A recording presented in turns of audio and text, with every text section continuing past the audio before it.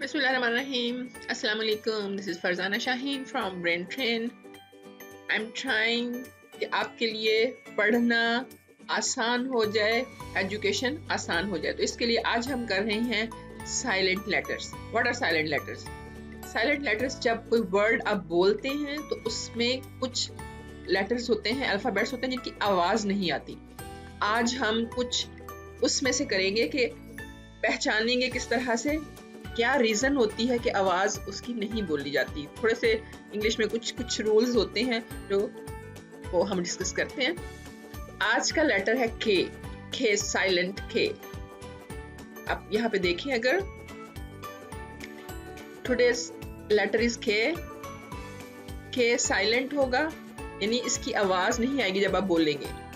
तो ये मिस्टेक काफ़ी हो जाती है कि बच्चों को समझ में नहीं आता और वो बोल देते हैं। जैसे like first one is know. It's के जो है वो साइलेंट है, इसकी आवाज नहीं है। नो यानी जानना, I know. Knitting, not knitting, it's knitting. Knitting बुनने को कहते हैं, जब आप स्वेटर्स वगैरह बुनते हैं जैसे।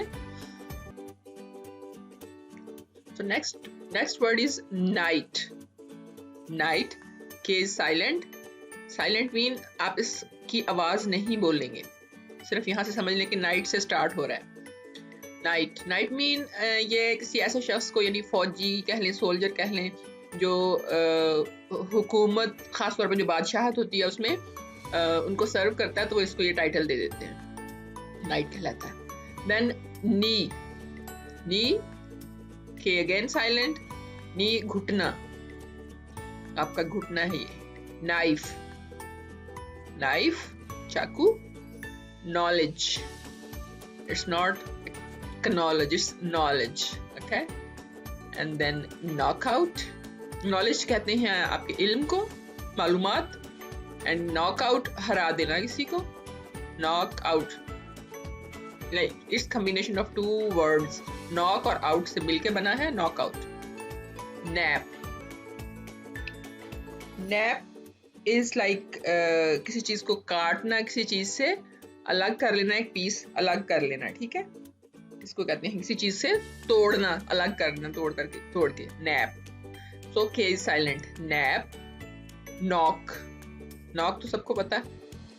Knock is knocking at the door जैसे कहते हैं। नॉक खटखटाना, दरवाजा जैसे आप खटखटाते हैं। लेकिन यहाँ पे नॉक आउट था तो उसका मीनिंग चेंज हो गया बिल्कुल। अगर अकेला नॉक हो देन इट मीन्स खटखटाना, दरवाजा जैसे होता है। ये है नॉट मीन गिरा, यानी जैसे बांधते हैं तो गिरा लगाते हैं, दैट इज नॉट। अच्छा, अब ये कि आपको पता कैसे चलेगा कि आपको के बोलना चाहिए कि नहीं।